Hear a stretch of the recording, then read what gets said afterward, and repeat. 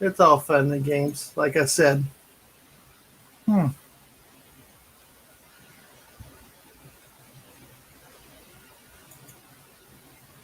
see. Here we go. I don't understand that. Hello, can y'all now see me on the YouTube side? That is bizarre that there was that much of a delay. Can you all see me on the YouTube side, folks? Or can you hear me? So,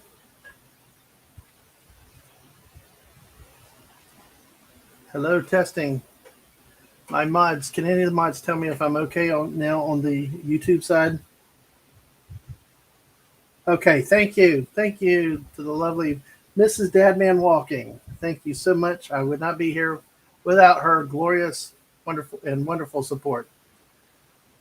Oh boy. Well, that's about a few minutes of interesting turmoil and trial. But hey, we made it through it. Hey, like I said earlier, it wouldn't be a Dadman show without some boomerang and some technical issues. So, but it's good to see everybody that will make it through tonight. Hopefully, if you don't watch it live tonight, you can catch it on a replay, look at a little bit of stuff later at your leisure. As I said early on for people on YouTube, this is the new channel avatar. You've seen it for a few days, but you can tell it's both a combination of Fortnite, Peely, and football. And you can see the texture with the dots in the football made by the awesome Ango, and it's replaced a very scary one. So thank you, Ang, for the help and the contribution. Love the new avatar. So, and as I was saying earlier, what we are going to do this season is have a special focus on college football from the Southeastern Conference perspective. We're going to look at each of the teams tonight. We're going to look at the projected finishes. We're going to go with my predictions, and then talk a little bit about each of the teams, the schedules, share some insight with the teams, and for each team, I'm going to try to give a special memory that I have, and I will, for full disclosure, I am a Florida Gator fan. So in as many cases as possible, I will try to give a memory from the Gator perspective that's usually to the benefit of the team we're previewing. That's my intent. So, and then after tonight, hope to each week we will do a preview and a review show of the action in the Southeastern Conference, and hopefully maybe have some guests and do some fun picking of who's going to win games each week. That's the intent. That's the hope. Times may change, days may change, but this is something I hope to really have a lot of fun with. And if you like football, I love you here. I love to see comments and questions. And if you don't know football, please join, watch. We can have a good time together. Ask questions if you don't understand something, and maybe I can try to answer any questions you may have. Hey, Mark D with a C, how are you tonight? Good to see you. Good to have you here. Appreciate you being here, Mark. And let me go back. I gotta thank the wonderful Ang Wo here too. The memes, and then the lovely and gorgeous Mrs. Dadman Walking. Like I said earlier, who I would not be able to be here without her tonight. And you are going to see a lot of her handiwork tonight coming up with the slides as we present them. So at this point, let's talk about the Southeastern Conference. It's a conference that stretches from Florida up the East Coast to South Carolina, up into Tennessee, into Kentucky, out towards Arkansas and Louisiana. There's talk of more teams coming in a few years, which would include Oklahoma and Texas. But for now, there are still 14 teams in the conference at this point. They play in two divisions, an East Division and a West Division. 7 teams in each. The Southeastern Conference itself was formed in 1933. It was a combination of a previous conference and a reorganization. But since 1933, there have been 10 teams that have stayed in the conference the whole time. There have been two expansions. And we'll see the teams in a moment, but the two expansion years were in 1991 when Arkansas and South Carolina joined the conference, and again in 2012 when Missouri and Texas A&M both left the Big 12, came into the SEC as full conference members. The SEC has had a proud tradition of excellence, and especially in college football, over the years. As a point to that, out of the last 16 college football national champions, 12 of the winners have been from the Southeastern Conference, from a myriad of teams, from Auburn to LSU to Alabama to Georgia to Florida. Quite a massive representation of about 75% of the last 16 national champions have come from the conference. So, without further ado, let's take a look at what we've got here when it comes to the conference itself. Each year they have what they call SEC Media Days, and the media gets together, the teams show up, they do interviews, they put on a big press junket, and the media take various polls. They vote for who's going to finish in what spots in the East, the West.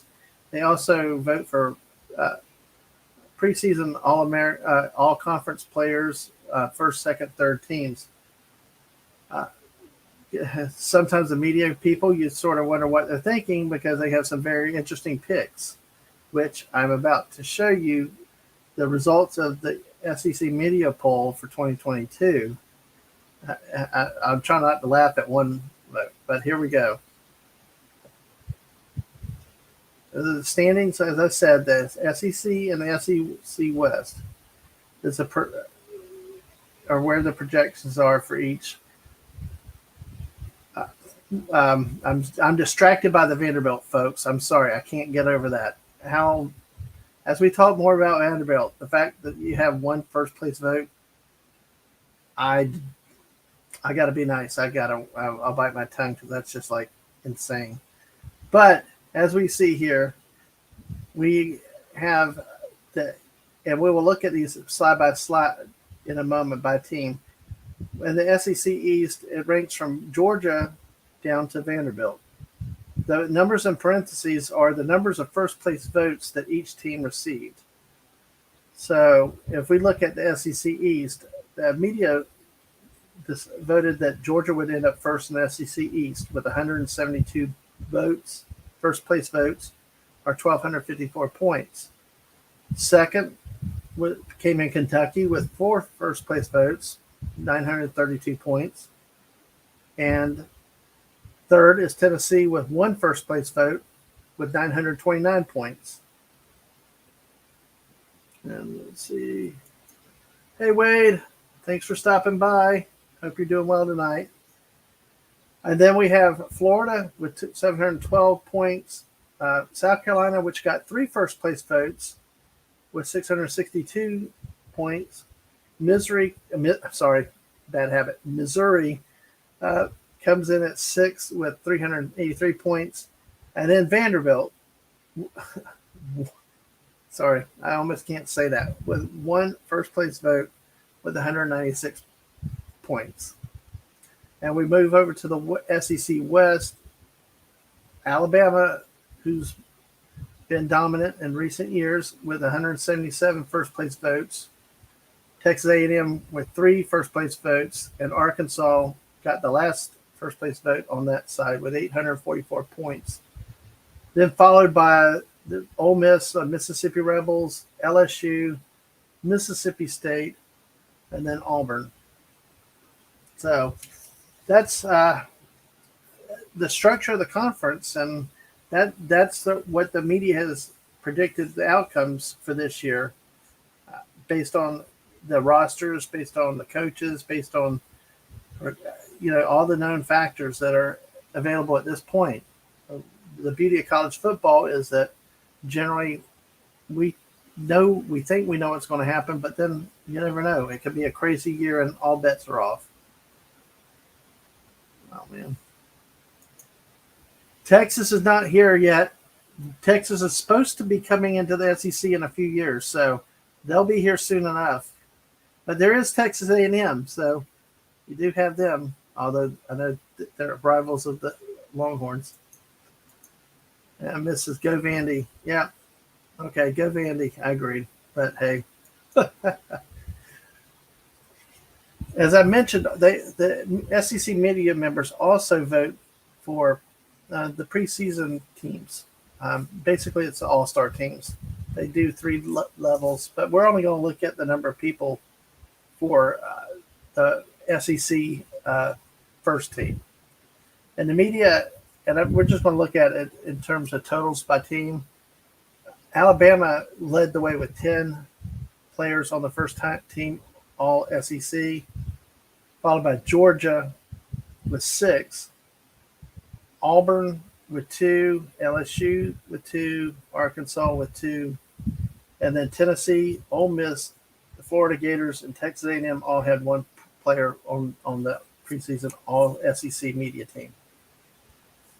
To contrast that with the coaches' SEC team that just came out the other day, the coaches have put 6 Bama players on, 4 Georgia players, 3 from Arkansas, 4 from Texas A&M, 2 each from Auburn, Tennessee, LSU, and then 1 each from the Florida Gators, the Missouri Tigers, Kentucky Wildcats, and South Carolina Gamecocks.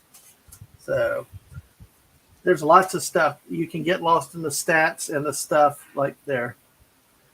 Let's look at it, Wade. Why is Tennessee in the East? Because that's where they put them. It's just one of those things. And plus, also one of the reasons you can't look at the East-West truly in a geographical sense.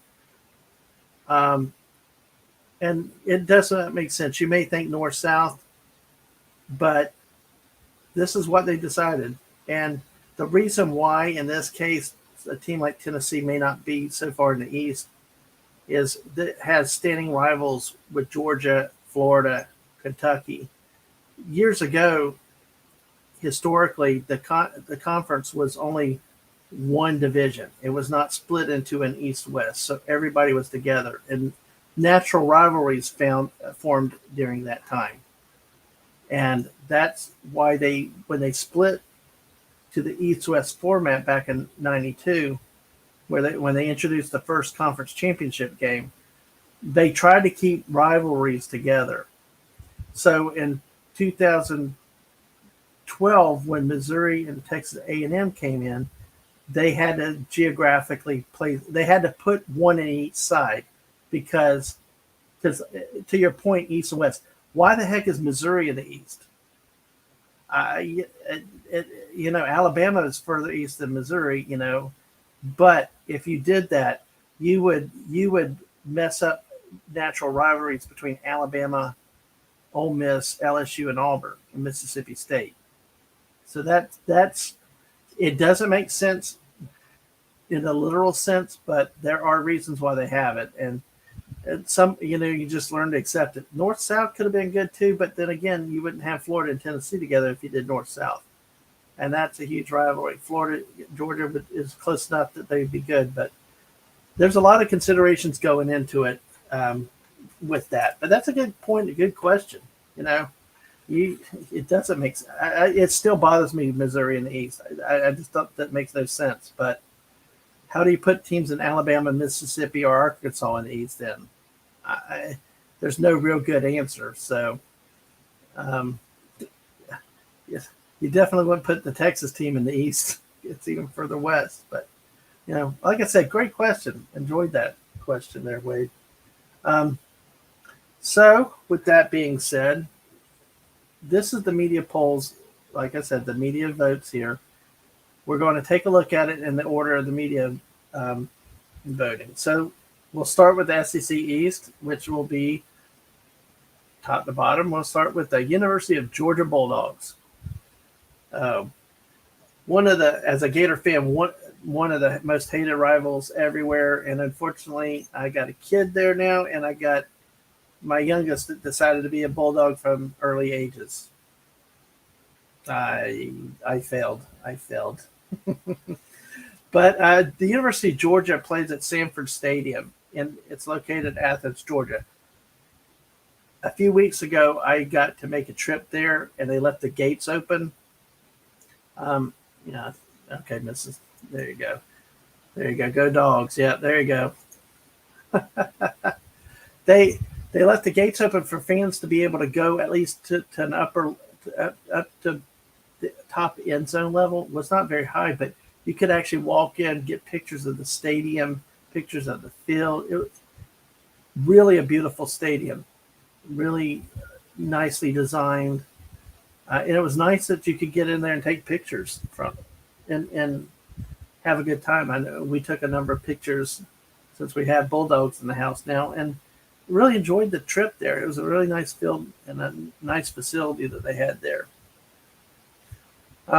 So it definitely is a place I would love to go watch a game because it looked more comfortable than some stadiums I've been into, and I've been at Florida Field, and it's not comfortable. So uh, for many reasons, but hey, the Dogs, they're coached by Kirby Smart, an alumni.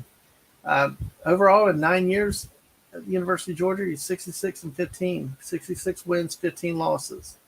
Now, if you look at the numbers, you're going to see wins to the left, right, wins to the left, losses to the right.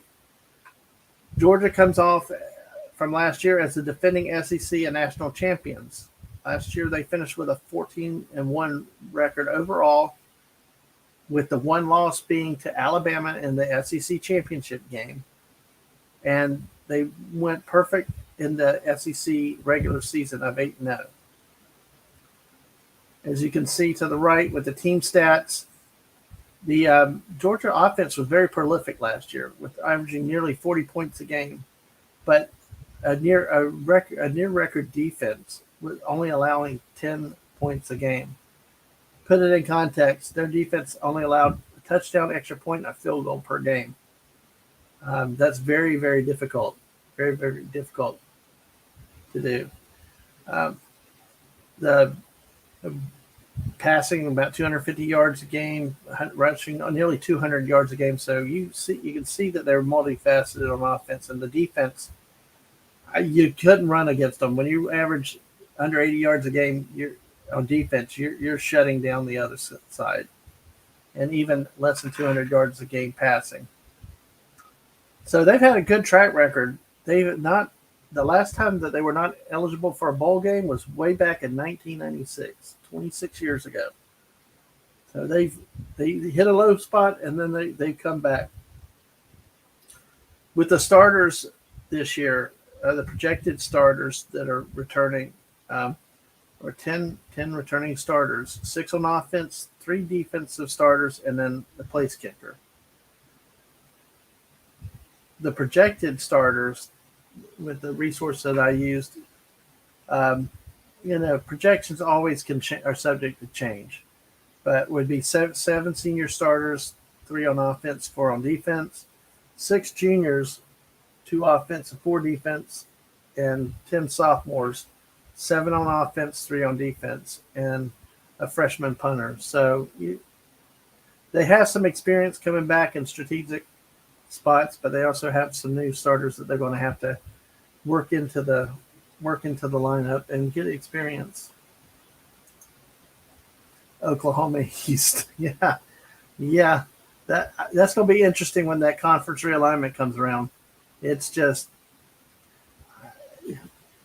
you might have a north-south situation in that case because you're adding 2 teams that are so far geographically west, or you slide a couple of the west teams to the east. I don't know, but it's going to be interesting, especially now with the conference will be going from 14 to 16 teams, and there's a lot of talk that the conferences are going to all become super conferences that could have up to 20 teams in a division. Yes, and go Vandy. Yeah, everybody loves the poor Vandy. So there we go. So that's it for the Georgia Bulldogs. Just some the summary recap. With Georgia, one of the featured stories this year really is a success story from last year with their starting quarterback Stetson Bennett. who was originally a walk-on years ago, didn't get off the bench, and he transferred to a junior college in Mississippi to play for a season. Then he transferred back to the University of Georgia. But when he did, he was about third on the depth chart. He was behind a big transfer quarterback, and a new freshman that was supposed to be the next quarterback in line.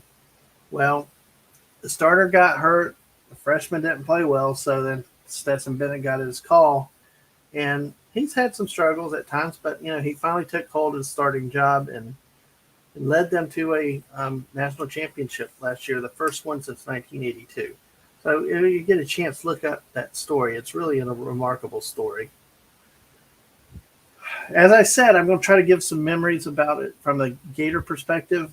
I have plenty of bad memories from Georgia beating the crap out of Florida when I was a kid and a teenager. But, they're Herschel Walker running, 44-0, all these things. But the one I wanted to share tonight was in 1985, the University of Florida became ranked number one for the first time after a road win at Auburn. They went into the game in Jacksonville against Georgia as a favorite. And that's why always rivalry games, you never know what happens. Goes in as the number one team, the Gators did, and then the University of Georgia beat them 24-3. It's like, so that the quickest, the first time the Gators were number one and promptly gone. But what was notable about this game was in '84 when the Gators finally won again for the first time. There was, storm the field, rush it, and all the, how that usually goes. Well, so in '85 when the Georgia Bulldogs upset the number one team, they wanted to do the same thing, rush the field, but no, security and the cops were ready for it that time, and there's plenty of footage out there about it to show police security keeping dog fans from those goalposts. So that was the one that I wanted to focus on, because all the others are just bad in my mind. Terrorize a poor teenage kid, can't ever beat your rivals. So, but hey. So that's it. What we got with us for the University of Georgia. So we're going to move on. Second place the media had voted was the Kentucky Wildcats. They play at Kroger Field, Lexington, Kentucky. And let me stop here. All of these slides that you're seeing tonight, Hell Shooter, glad you're here. Look away. These slides, everyone were made by hand by Mrs. Dadman Walking 55.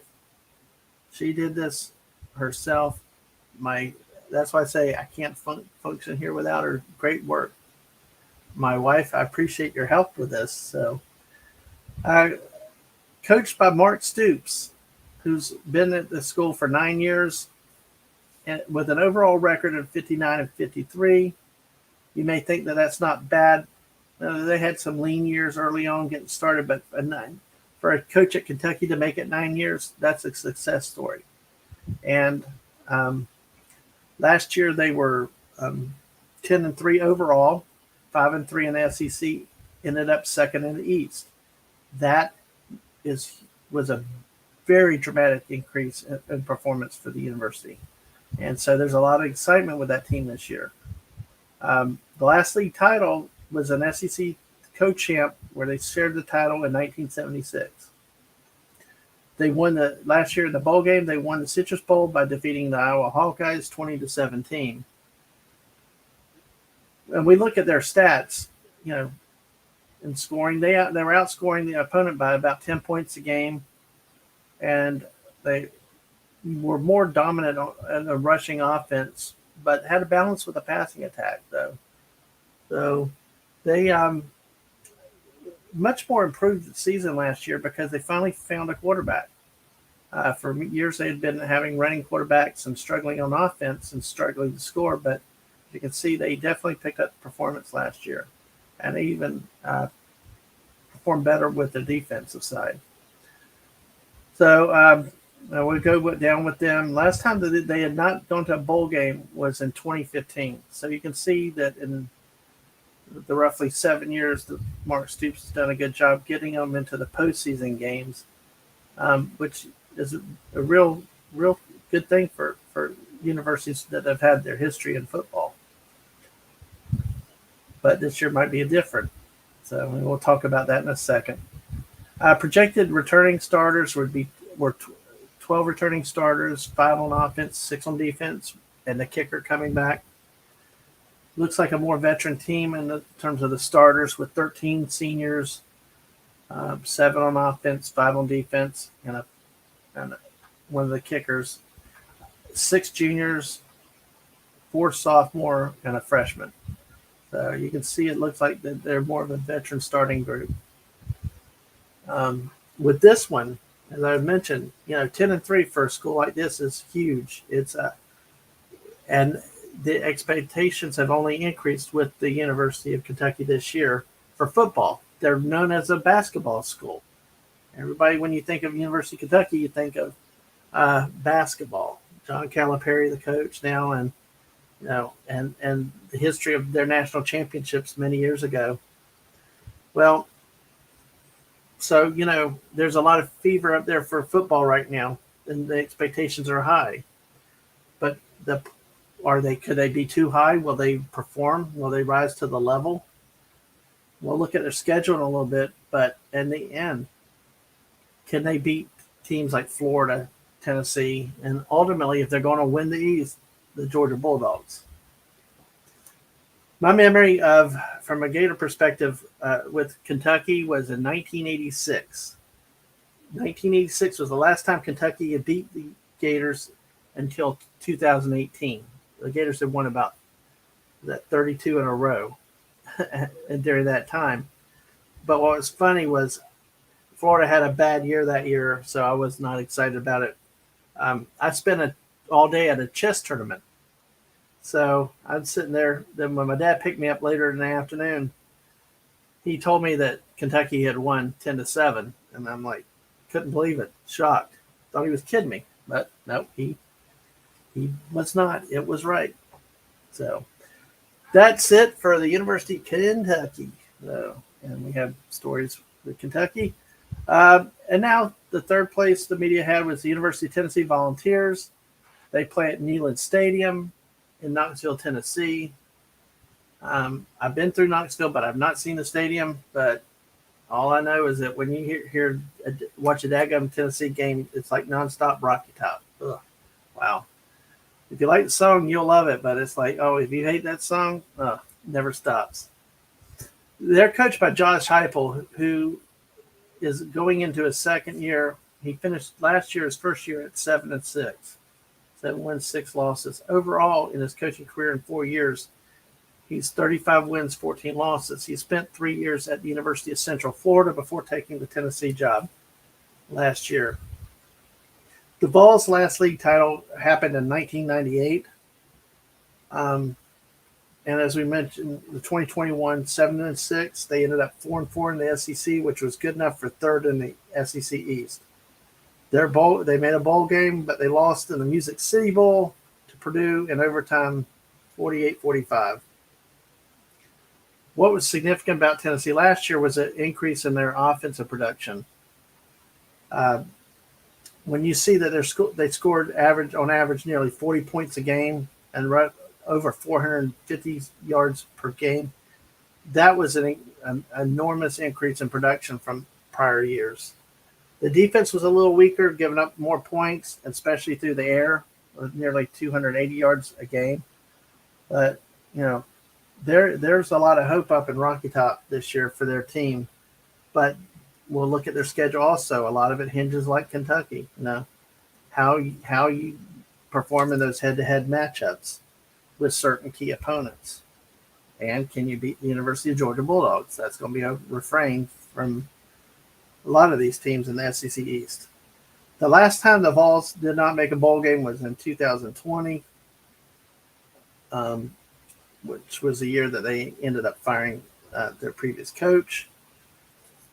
17 returning starters, 8 on offense, 7 on defense. Kicker and punters are coming back. They do have a veteran squad coming back in terms of the starters with 14 seniors, 8 juniors, and 2 sophomores. So as I said, there's a lot of expectation up there. I listen to their radio station up there, and the fans are happier than they've been in many, many years. But the question comes back with the high expectations: will you perform? Do you perform?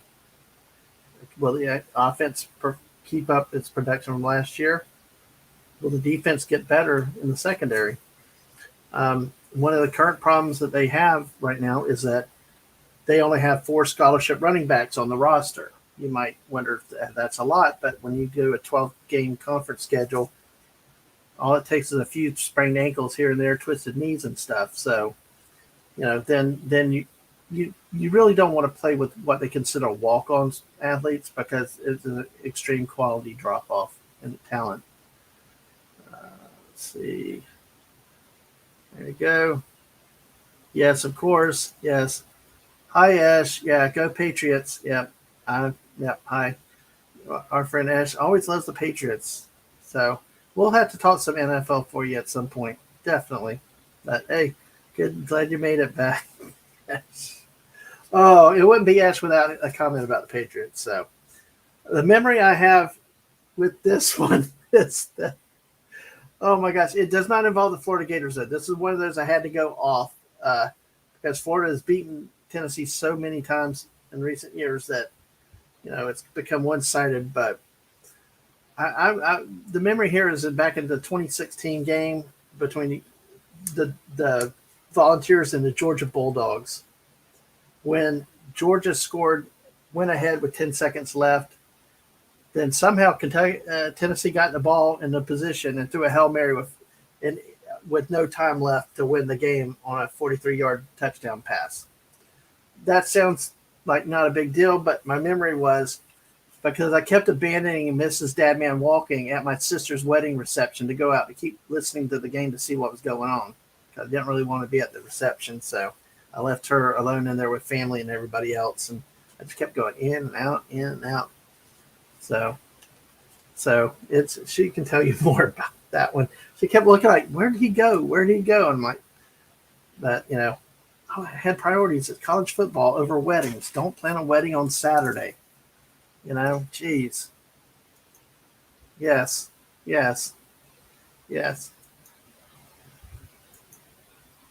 College football. Okay, what's the Boston team? The Boston Terriers is Boston University. There's also the Boston College Eagles, which is a member of the Atlantic Coast Conference. So there are teams in Boston. You can cheer for the Boston College Eagles or the Boston Terriers. One's at a higher level and one's at a lower level. So, good question. Hey, love that, Ash. Good one. All right, now we move on to my favorite, the University of Florida Gators. It's play at Ben Hill Griffin Stadium, but I'm stuck in the 70s calling it Florida Field in Gainesville, Florida. Last year, after a really bad, disappointing year, the coach, Dan Mullen, was fired. This is Billy Napier's first year at the university. He spent 4 years at Louisiana Lafayette, accumulating a win 40 and loss of 12 record. The last league title for the Gators was 2008, and most everybody would have heard of the name of Tim Tebow. That was it's been that long ago. So in 2021, it was a very disappointing finish. They finished 6th in the East, ended up with a losing record, firing the coach in mid-season, 2 wins, 6 losses in the conference. Lost in the Gasparilla Bowl to University of Central Florida, 29-17. You can see with the stats, they really are somewhat deceptive. They only outscored an opponent about 4 points a game, even though they had over 450 yards of offense. They were crushed on the defense, especially going down the latter part of the season, giving up massive yards and massive points to some very bad teams like Samford University. They gave up like 52 points. So there you go. Go Terriers. MIT engineers. Okay. Hey, whatever makes you happy. If you love Boston, that's cool. I can talk that too eventually, but today it's the SEC for us tonight. Oh, so basically, back to this. The returning starters only 12, um, 5 on offense, 6 on defense, and the punters coming back. You can see the projected starters. It's going to be one of the challenges. Only three seniors, all on defense. No offensive seniors coming back. 7 juniors with 13 sophomores and 1 freshman. So basically, over half their starting lineup will be under what's considered underclassmen, freshmen and sophomores. So let's see. You know, like I said, the production from quarterback position for all these teams are going to be key. Anthony Richardson was a key freshman last year, but he had very bad performances also. Will he be consistent? Will he show the talent that they expect and what he was recruited on? Also, the new coach, new offense coming from a smaller league school up to the big SEC. Will his offense work? Will his coaching style work? Will he be able to raise his game to the differences with the higher leagues? So, and I see we have new MIT engineers. Yay! Yay! Yeah, that's cool. Engineers. So the talk is the Gators have a good starting group and maybe 1 or 2 rounds levels of depth, but they don't have a lot of depth at a lot of key positions. That's going to be another key factor, which puts, to me, Florida the real X factor in the SEC East. Depending on how they perform, how they come out, how the backups play, how there's so many factors, they could finish anywhere from 2nd to 5th in the conference this year. So we get to the memory of this game, and this is the hardest of the. It's a fun one, but it's also a. Oh, hold on one second. I need to check something.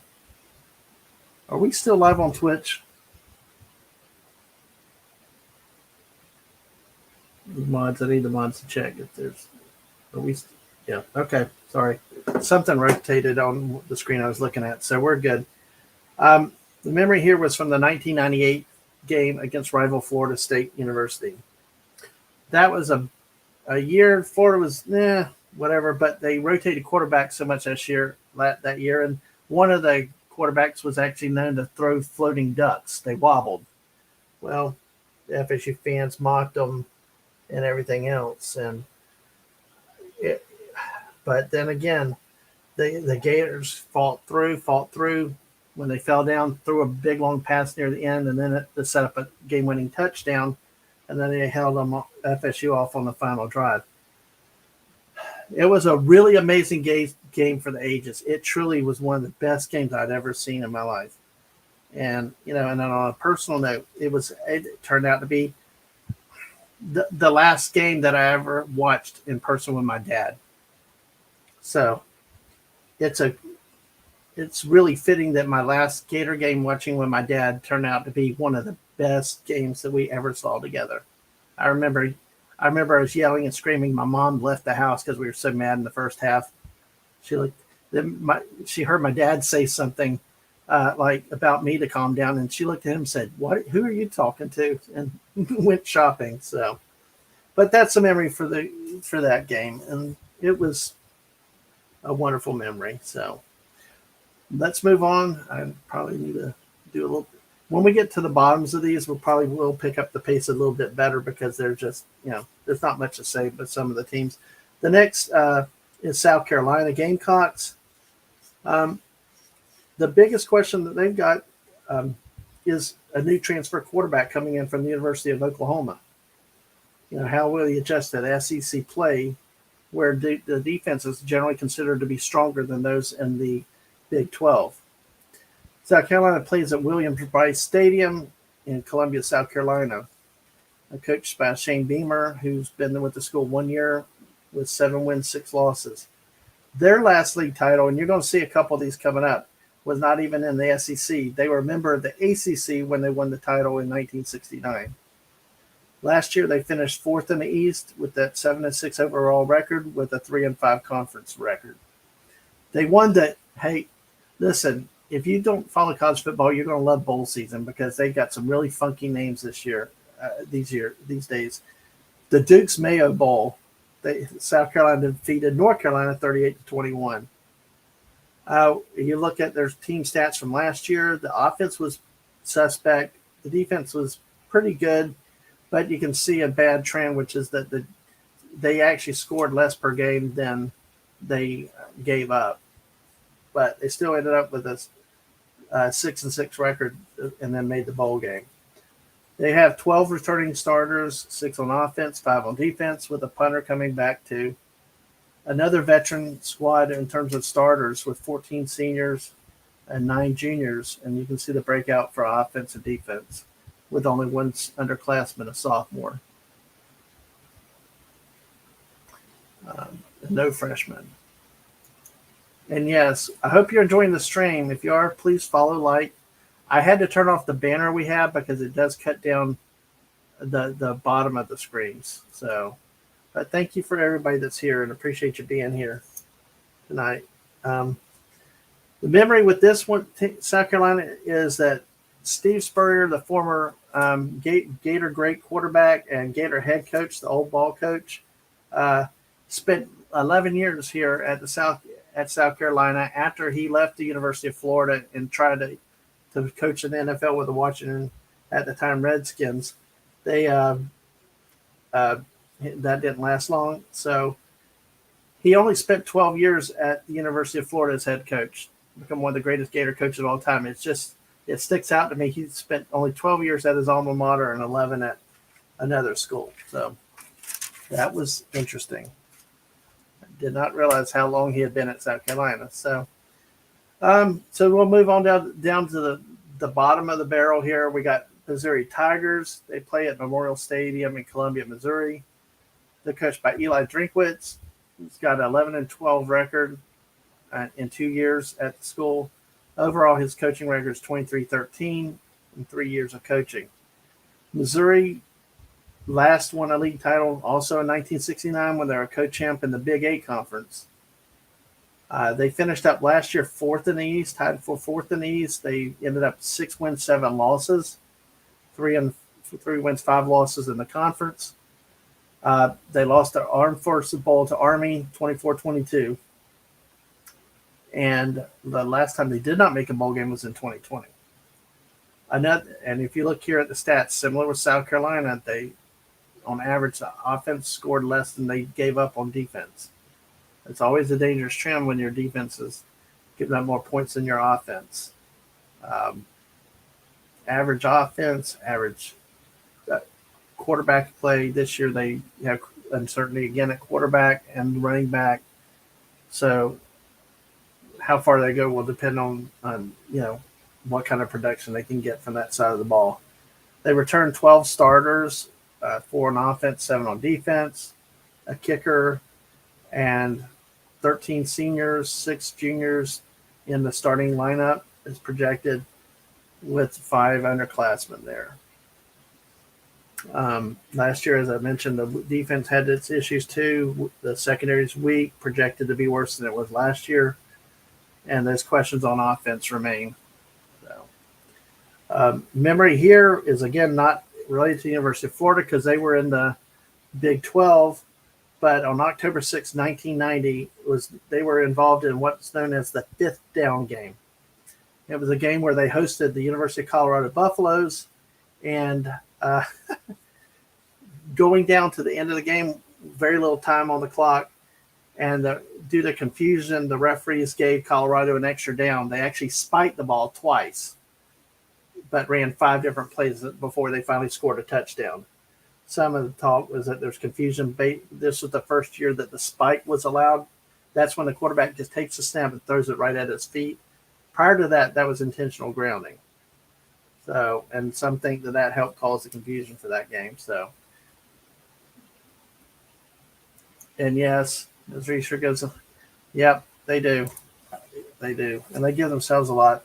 So, I hate watching games on TV there because that field is so bright. It's hard to watch. So, which leads us to everybody's favorite team, Vanderbilt Commodores. Woohoo! Let's hear it for Vandy in the chat. Woo! Come on. Show some Vandy some love, folks. Like that one media guy again. I'm sorry that laugh. Vanderbilt. Plays at Vanderbilt Stadium in the good old country music capital, Nashville, Tennessee. He's coached by Clark Lee. In 1 year, amassed a 2-win, 10-loss season. Their last league title happened back in 1923. Even older than me, Ash. Yeah, there you go. Yes, Mrs. Go Vandy. Yeah, okay. Yeah, I think you would. Yeah.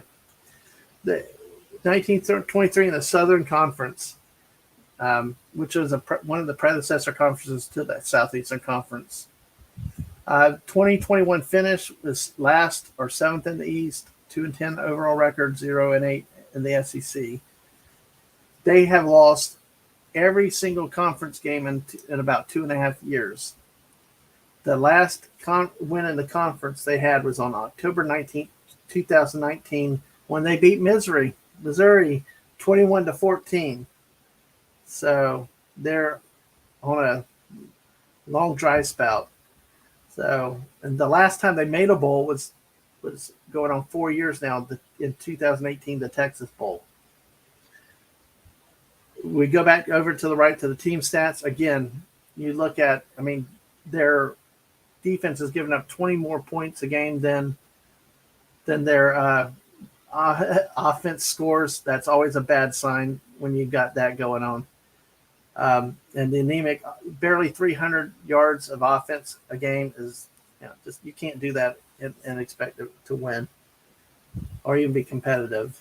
They've got 12 starters returning, 5 on offense, 6 on defense, a kicker. Even though they have a lot of upperclassmen, they really don't have a lot of speed or depth to keep up with the rest of the league. 12 seniors and 6 juniors with 6 sophomores. My memory with them is basically not much because it's been so one-sided. They've only beat the University of Florida 4 times in my life, and 3 times were 1988 and before that. So, hey. Hello, Squeaka. Yeah, go mice. Yeah, we need we need a mice mascot. That would be awesome. Yeah, that would be awesome. Go mice engineers. There you go. Awesome. That's awesome. Hey, glad you made it, Squeaka. Glad everybody's here. Thank you. If you like, follow, if you like what you see. So, and that concludes the preview of the East. So now what we're going to do is try to get through these. Oh, God. And you say you shouldn't be, you know football. Would it be a mascot? That's awesome. You got it. Oh, well, that's mascot. That's awesome. That's cool. Okay, so now we're going to get into predictions the way I see it happening this year. So we see how the media predicted. Well, you can't go with anything other than Vanderbilt last. Those 2 highlights are the ones that I predict that they could win, but they could even lose to Elon. And Wake Forest is not bad in the SEC. I was trying to be nice to, give them a win. And it just depends on how they turn out this year. But it doesn't look good for them. So then we'll go 6 is Missouri. The 4 wins, only 1 against Vanderbilt would be a conference win that I'm predicting at this point. If you see there are certain key games like Missouri, Auburn is a game that I consider key because they could upset Auburn or even South Carolina. Kentucky at home, you never know. It depends, like we said earlier, Kentucky, it just depends on what's going on and how they're performing this year in production on offense and in defense. The 5th place finish I've got is the South Carolina Gamecocks. Again, there's the games that I predict that they would win. I'm predicting a 3-game loss at the end of the year. key games. Texas, the home game against Texas A&M could go either way. A&M is considered really good in the West, but a heavy start against Arkansas and Georgia, two of the first three out. If they don't win one or two of those, it could be a rough year in Columbia. So now here we go. The next one is a three-way tie for second place. Yes, I ended up with this. It can happen. It does happen. I don't know how it happened, but it did when I looked at the schedules. So we will first look at the University of Florida Gators, my team. I will say, and be honest, I was trying to look through rose-colored glasses this year for them, assuming the Richardson, the quarterback, would perform well, that they had depth, that the defense would be better. So I was a little more positive this year because I'm giving them an upset win against the top 10 Utah Utes team. And remember, we talked about key games earlier, the Kentucky game. The problem is here is, and I mentioned about Florida being an X factor, they could end up from second to fifth, is a game like Kentucky. Even though it's at home, if they lose that and lose at Tennessee, they start off 1-3 with 2 conference losses. That's digging a big hole to get out of if you want to have a good year. So, again, key games for the Gators, the home game against Kentucky, the road game at Tennessee that a lot of people at Knoxville, they're putting this is their game of the year that they have to win. Anytime in a rivalry game, you don't know what will happen at the end of the day. It could be very surprising. So I've got with losses to Tennessee, though, Georgia, and on the road at Texas A&M. So we will move on now from my Gators to the Tennessee Volunteers. Another team on the rise, a lot of expectations. Again, how do they perform in the big games? How does is the defense improved? You know that they're going to lose to Alabama. Georgia is a road game. If Georgia had been at home, they might have been different, but overall 5 wins in the conference and 3 losses. But Tennessee can't lose games like to LSU. Kentucky is a game that they've got circled on their maps already for a rivalry win there. Then we leave that. We go to the University of Kentucky. Also 5 wins, 3 conferences. Now, what you're going to see, all these highlights, they're more than 5. What the 5 and 3 means is the actual conference games. There's some non-conference games that are in here that don't count towards the standings. So Kentucky, as I said earlier, it depends. Do they win that road game at Florida that they're expecting? Do they perform well and win a game at Ole Miss? Expectations are one thing, but reality is the other. My experience of watching Kentucky and teams like them in Tennessee, a game like Mississippi that they should win, they go on the road, they don't fare well and they lose. I know as a Gator fan, many times that they've gone on the road and laid a turkey.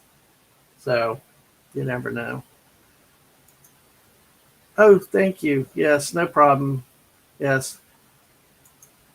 You have no, but yeah, that's why I'm trying to explain it. So we'll do the best we can. We'll get it. We'll make a football fan out of you. Thank you. And Chesterfield Mouse is the mascot. Well, see, we can talk that kind of football too eventually. I know our buddy Esh loves his version of football. And we'll wrap up the East here because I know we got to also keep moving. Obviously, the University of Georgia Bulldogs. There's not a lot to explain here. Possibly that neutral site game in Atlanta against Oregon could be a problem. Georgia or the game at South Carolina, depending on how well the Carolina offense goes, if they can move the ball against Georgia and score some. Georgia has lost at South Carolina before when they were not supposed to. The game against Florida in Jacksonville, I still call it the world's largest the world's largest outdoor cocktail party. I still keep that name, even though they ditched it years ago because of some worrying about image and stuff. But and if the Gators have a decent season, folks, you just don't know in a rivalry game. And at this point, when that week we'll know better more about each team. That's the difficulty of doing some preseason picks. You can just base it on the information you've got.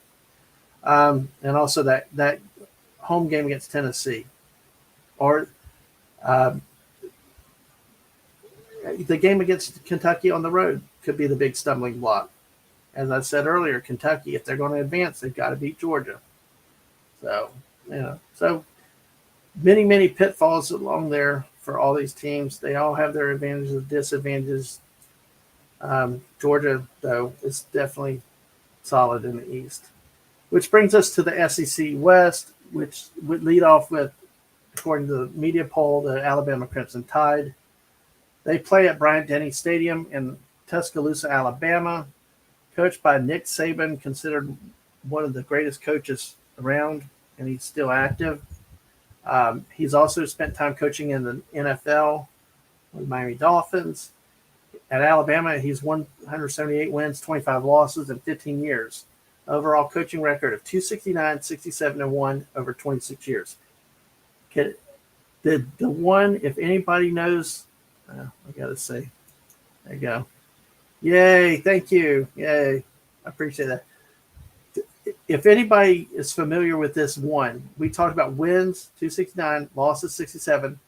The one represents a tie.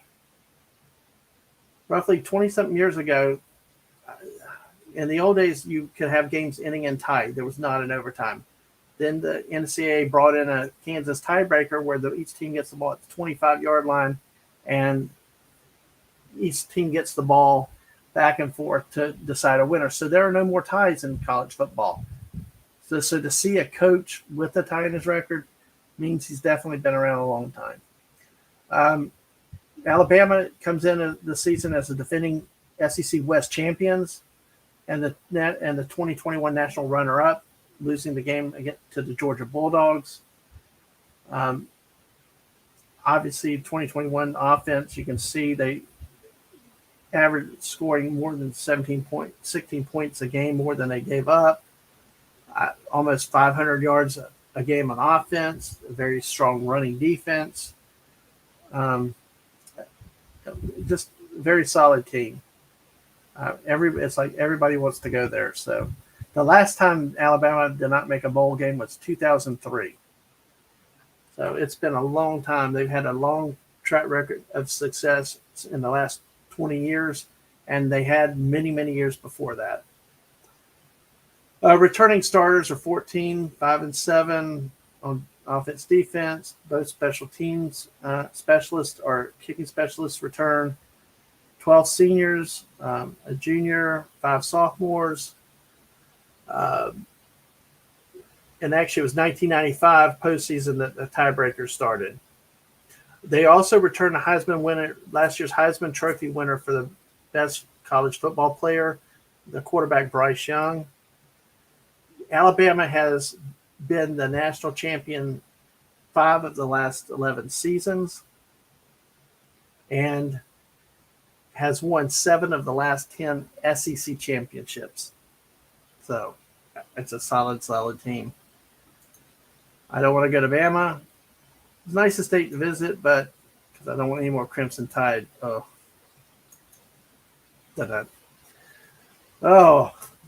Hey.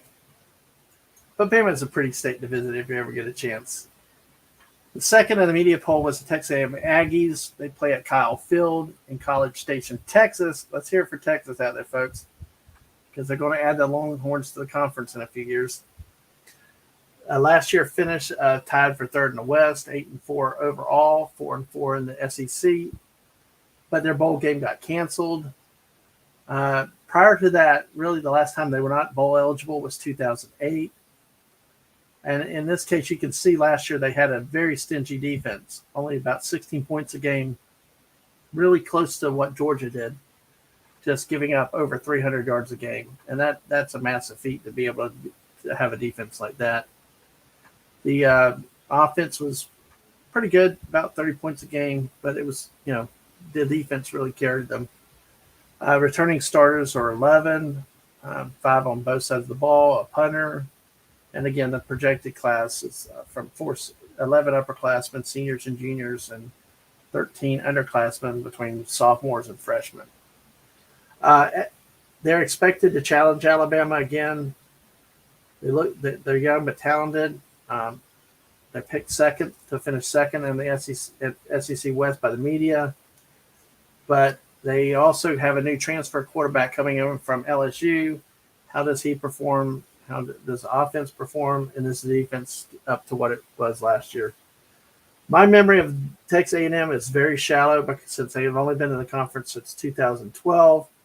As they beat the University of Florida in a back-and-forth game. Mrs. Dadman Walking will remember that because I was listening to it when we went to a wedding that I did not sneak out of during the reception like I did my sister's wedding at that Tennessee-Georgia game.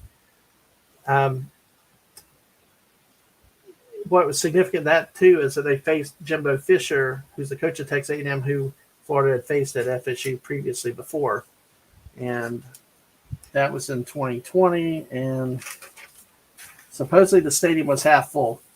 I'm going to shut up there. I'm shutting up. Okay. Don't get in trouble. Anyway, Arkansas Razorbacks are the third in the SEC West, according to the media. Reynolds Razorback Stadium in Fayetteville, Arkansas. Sam Pittman comes into his third year with 12 wins, 11 losses in 2 years. Last league title was another conference, 1989 in the old Southwest Conference that does not exist. The 21-21 finish, they tied for third in the West, a 9-4 overall record, 4-4 in the SEC. They won the Outback Bowl by defeating Penn State 24-10. Last time they did not qualify for a bowl was in 2020 also.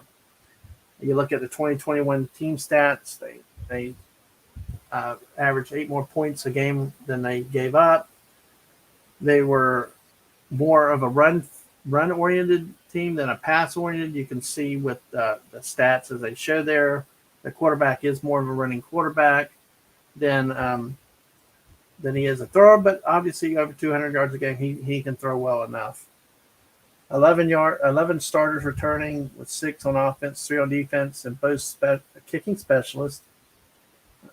Projections by class, again, another higher upper class type team. 10 seniors on starters, 11 junior starters, and then 3 in the underclass. So Arkansas, like I said, rising team with high expectations. Can they do it? Can they win those key games that we'll look at in a minute? In their case, when we look at the schedule, how do they do at the start of the season? Let's see where they go. Memory with the Arkansas Razorbacks is a Gator memory because they beat the Gators in the Bluebonnet Bowl in 28-24 on New Year's Eve in 1982. I can remember watching that game. So, lost 28-24. But, yeah, that's a memory with Arkansas. So, which brings us to the fourth by the media is the Ole Miss Rebels and Mississippi Rebels. And by the way, I will want to point this out at this moment here is that these colors, Mrs. Dadman Walking actually got their color codes. I'm not sure what the term is, but got the exact colors in making these slides. So it's kudos to her. Yeah. I agree. You saw the video with me. Yep, exactly.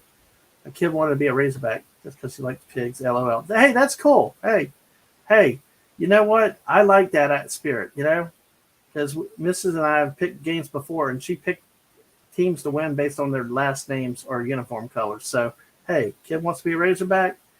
Their chant is go Pigs, suey. So, anyway. Oh, God, please don't make me do that again. That didn't even creep me out. So, the Ole Miss Rebels play in Vaught Hemingway Stadium in the good old town of Oxford, Mississippi, coached by Lane Kiffin. If you remember that name, his father was a longtime Tampa Bay defensive coordinator in the NFL. He's also been an NFL head coach at times. So you may recognize the name. He's 15-8 in 2 years at the school. Overall coaching record is 77 wins, 42 losses in 10 years of coaching. Last league title in the SEC was 1963. I'm sorry about the cursor. I just have it. 2021 finish. Ole Miss had a good record, had a good year, 10-3 overall, 6-2 in the SEC, and they lost in the Sugar Bowl to Baylor, 21-7.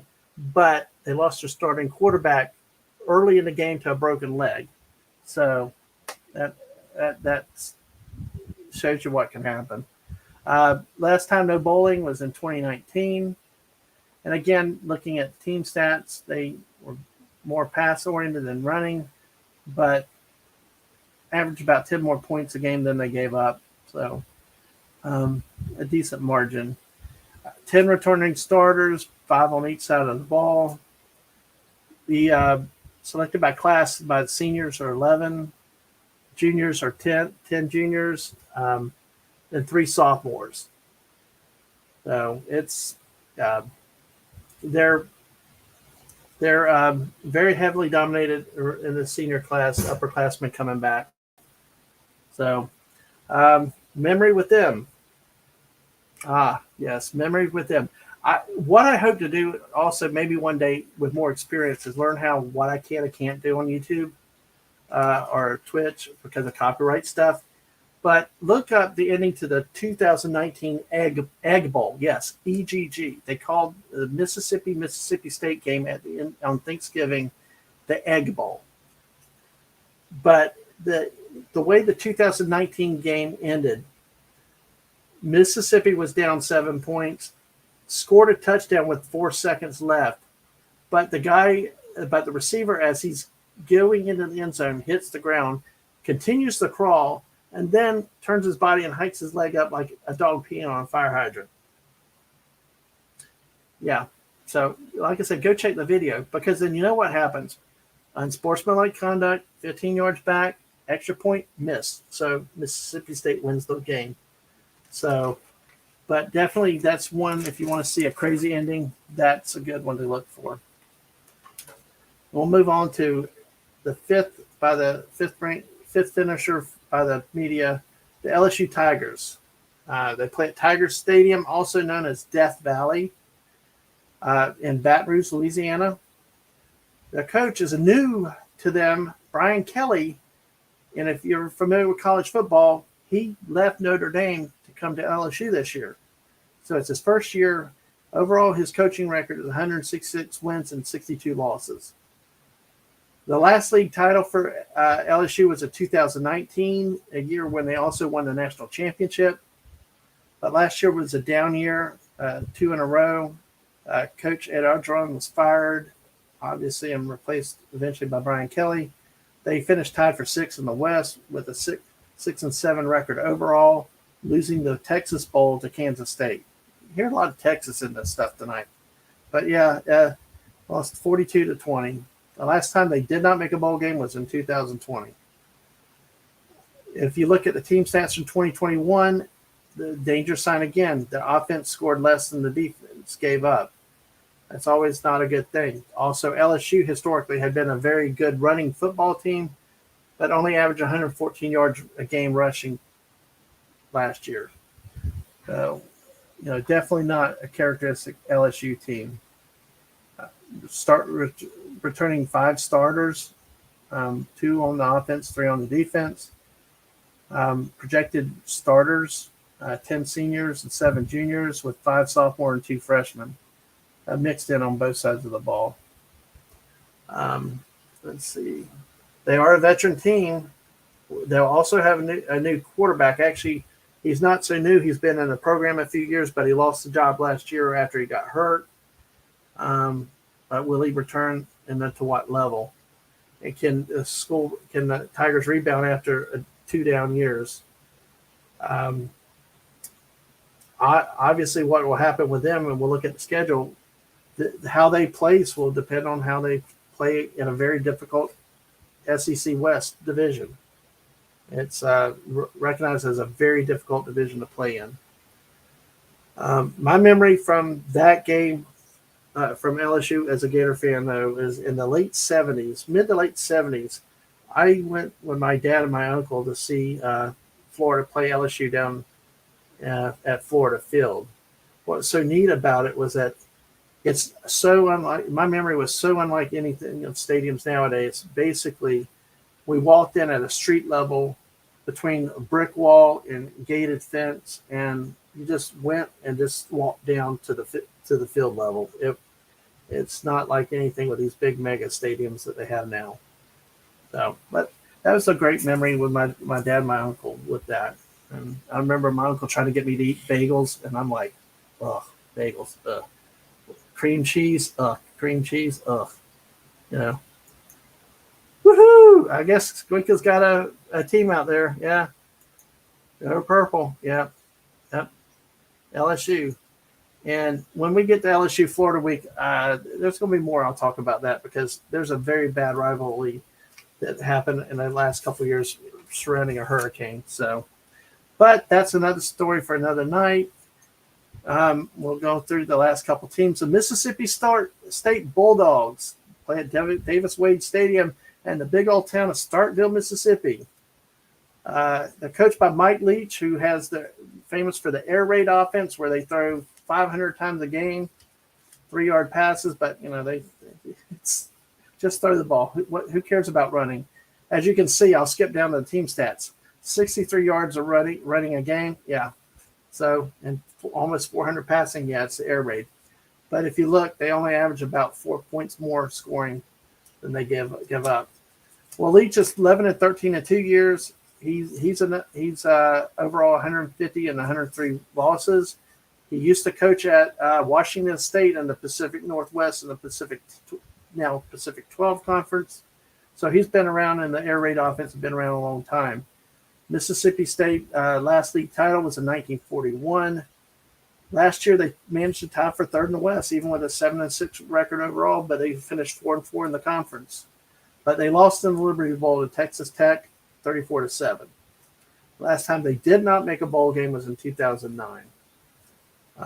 Looking at them, 12 returning starters, projected starters by class, they're all seniors and juniors, all upperclassmen. But even though it's a veteran team, you would think that they have more experience, but you never know. They play in that tough West with teams like Alabama, Texas A&M, Arkansas. It remains to be seen. They have to start winning those games if they're going to move up in the conference. We'll look at the schedule, which looks manageable in front, but gets tougher in the back. And who likes cowbells? Uh-oh. Let me see. I just saw something. I like gold. Anything gold, rings, necklaces, coins. Hey, Squeaker's got some beads. Hey, anybody like cowbell, though? Who needs more cowbell? Well, if you're not familiar with people from Starkville, the good folks, they got a lot of cowbell.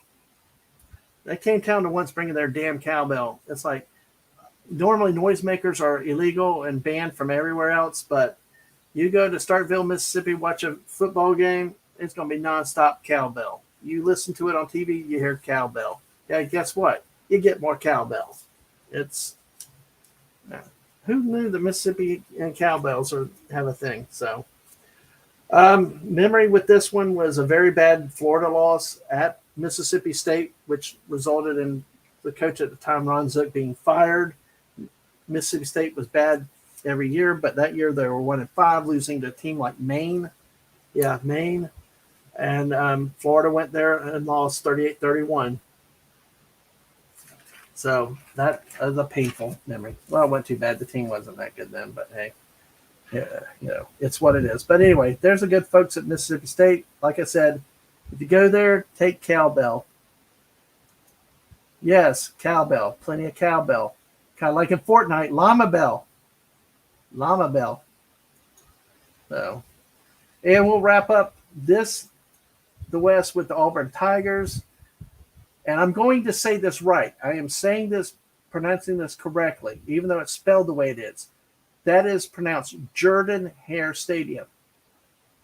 I don't know why an O is pronounced like a U, but it's Jordan Hare Stadium in Auburn, Alabama. Second-year coach is Brian Harsin. He is 6-7 in the 1 year. Overall, he's got an 82-31 record in 9 years. Auburn's last league title was 2013. Last year, they finished tied for 6th in the West, with 6-7 overall, 3-5 in the SEC. They lost the Birmingham Bowl to Houston, 17-13. And the last time they did not make a bowl was in 2012. They returned 16 starters, 7 on both sides of the ball, plus the 2 kicking specialists.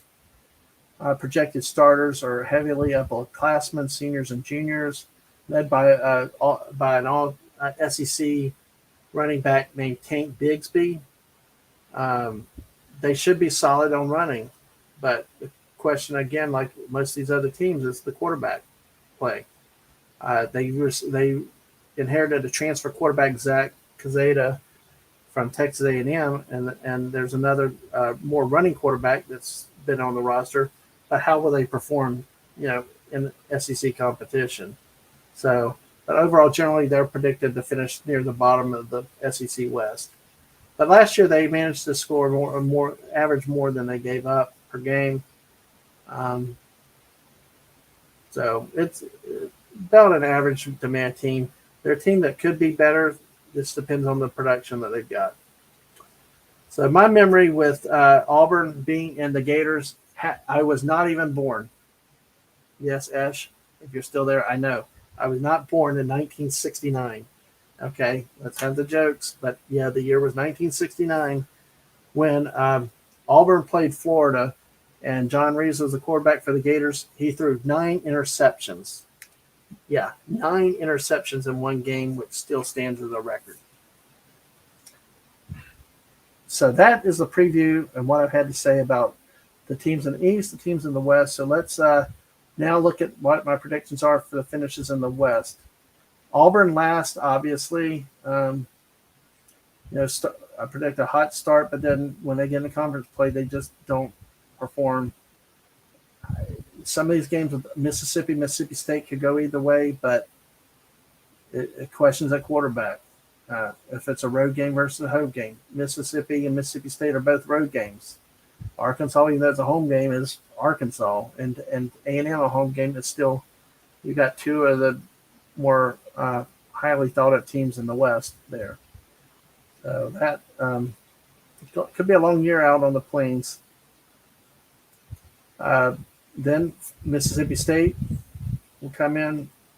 Mike Leach will pad some stats there with some of these, but problem is when that offense plays teams like Arkansas and A&M, Alabama that have defenses, they may throw for a lot of yardage, but the points per game, and if their defense doesn't hold up, you can't win with 3-yard passes or 5-yard passes. You got to get the ball in the end zone. Key games for them are obviously the Texas A&M game. If they could win A&M or Kentucky, or it could make a difference in a good year and in a solid year. So, and don't forget the Egg Bowl on Thanksgiving. They haven't had any instances of roving dogs on the field lately, so rivalry games, you never know what'll happen. Then followed by LSU in the 5th slot. LSU could be like the Florida of the West in terms of if they get production at a quarterback, if they pick off some wins that are unexpected, like winning at Florida is a very winnable game. Winning at Arkansas, they could do. It just, like I said earlier, there's a lot of uncertainty. We'll see how the season develops when we actually see how they're performing. 4th, this is where I'm going a lot more drastic than a lot of people. I'm probably insane, but I'm not as sold on Texas A&M based on youth. But it's I've been wrong before. I'm wrong all the time, and it's what it is here. But they got key games at Mississippi State. Of course, at Alabama, although they beat Alabama last year, it was in College Station. That game at South Carolina, they could win, but I'm calling it a loss for now. And a lot remains to be seen. They could easily lose the game to LSU, even if it's at home. So, you see, that's where these 2, 3, 4 spots are get hard to pick because some of these teams can go either way. Third slot is Ole Miss. Very soft schedule at the start, and they pick up. They host Kentucky, then which they could win that game though. Even though I have it as a loss, they could win it. And I've got 3 conference losses. Alabama's pretty much a loss for everybody at this point until somebody can take them down. So basically, pretty good year for Ole Miss looking at it overall, but it's just still not enough to get over the hump. Second, hey, Squeaker, there you go. The kid can have pride in this. The Arkansas Razorbacks. Go Pigs. Anyway, they are getting better. They've gotten better over the last couple of years from where they had been. They'd shown the ability to win last year, games that they were not expected to. Still probably not enough to beat Alabama, although they gave Alabama a fits in Tuscaloosa last year. That game could be a sleeper. Depending on how the season starts, depending on how Arkansas starts, and that after that game at Texas A&M, the tough thing is they got the games week back to back. 2 toughest games on their schedule are back to back. Can teams respond? Can they step up to that? Sometimes what'll happen, a team like this might lose that September 24th game against A&M, and the next week beat Alabama. It could go either way, but in this case, I'm taking it with the win than the loss. So, and finally, to no one's surprise, nothing really needs to be said. Alabama, yeah, Alabama all the way. So it's what can you say really? It's just Alabama. I think, and like I said, the only game that I see that could be a trap game for Bama could be the game at Arkansas. Arkansas has shown the ability to play them a little tough in the last few years, and with that being in Arkansas's stadium, that would be the game that could get them more than Tennessee. Tennessee's just still not, I don't think, on the defensive side like Arkansas. So we'll still give Alabama an undefeated record at this point. But again, week 4 going in week 5, I may change the pick because of what's going on and how the teams are developed. LSU is going all the way to crush the SEC West. Okay, yeah, there you go. And that could be. You never know. I mean, strange things have happened before. Somebody gets hot. But the problem is that Alabama's just so superior to the others around them. Which then all this leads up to the setting up of the SEC championship game for 2022, which would be the Alabama Crimson Tide versus the Georgia Bulldogs. Now, remember last year in this game, Georgia won. Part of this. Alabama beat Georgia in the SEC championship game, but Georgia made the Final Four based on voting and stuff. So, and then Georgia won in the national championship game against Alabama. Well, what happened there, too, is near the end of the game, Alabama had lost several key players, too, which doesn't make it as an excuse. You got to play with who you got. But, it is always a contributing factor. So, but based on all the teams that are returning, Alabama returning the Heisman Trophy winner from last year, more starters, they don't ever fall down. They just reload. And Nick Saban said last year was a down year, which is crazy. But even though Georgia was returning national champions, I'm going to go SEC champions, Alabama Crimson Tide. It's what it is. Nothing said. That's the way it is. And all the way Roll Tide. That's the only time you're going to hear me say that. But it's it is. I mean, they've reloaded. They're on top. They're once again. I mean, Georgia could do it. Who knows? But at this point, I got to go with the team that's had a longer track record with it. So, in that mode, that's about it. We come to the end of it, with this, and I hope y'all gotten a lot out of it. Hope you've enjoyed it. This has been fun for me, and like I said, each week we plan on trying to preview the upcoming week's games, and we plan to review the prior week's games, and hope to maybe have a guest or two along the way to kind of add some fun and cheer in the conversation. And really, yeah, okay. No, I got to go with the way I see it. It's not traders. It's not traders. So anyway, well, unless anybody has any other questions, I thank you all for being here. Look forward to, we may be on Thursday nights going forward. I'm working with times and formats, but I thank you for everybody that's been here. From Mrs. Dadman Walking, and thank you for all your work on the slides. A wonderful job. To Ang, Mark D with a C, thank you for being here. To Railway Nation, thank you for coming by. We'll go down, and Ash, remember, not everything is freaking Boston, okay? There are cities other than Boston, but go ahead, take your MIT Mouseketeers or Boston College Eagles or whatever you like. That's cool, dude. We'll get you educated on football, college football. Thanks for being here. And let's see. I know there was another. There was a lurker out there. Shooters, 8323. Thank you for being here, lurking. Appreciate it. And of course, Squeak a Mouse coming in at the end with the comedy and the nice lines there, guys. But anyway, thank you all. Appreciate it. If you like what you've seen, like the channel, share, tweet, retweet. Let's see the comment. Yeah, there you go. Hey, I'm playing with these banners. There you go. I hit the right banner that time. But like, share, subscribe, whatever, whether you're on Twitch, YouTube, appreciate all that you being here. And, again, thank you for being here. The deflation. I got a feeling we're going to have an NFL special now at some point with comments like these. Daggum straight. Just leave my Cowboys alone tonight. We're okay. Squeako.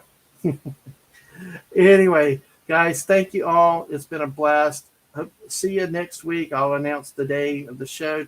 And I should have a very special guest with me next week to help me start with previewing games and making some predictions. Thank you all. You have a wonderful good night. Be good to each other. Be good to others. You're special. And have a great weekend. Love you. Wait a sec. It's not simple. There you go. Yeah. It's a rating.